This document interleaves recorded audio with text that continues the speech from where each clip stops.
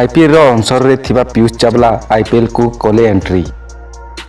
IPL 15 season रे अंशर थिले अनेक खेलाली एमानंक मध्यरे पीयूष चावला मध्य रहिथिले।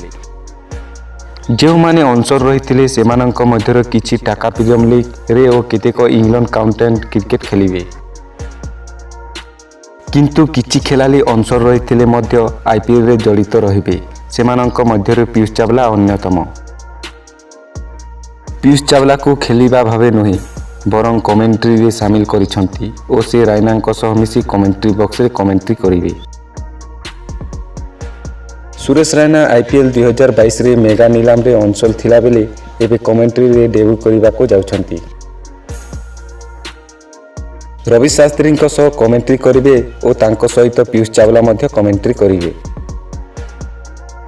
दुई जण मिसी हिंदी कमेंट्री करिवे। पीयूष चावला आईपीएल रे जणे सफल बैट्समैन और आईपीएल रे बड़ विकेट नेबारे टॉप 4 रे रहिछंती पीयूष चावला।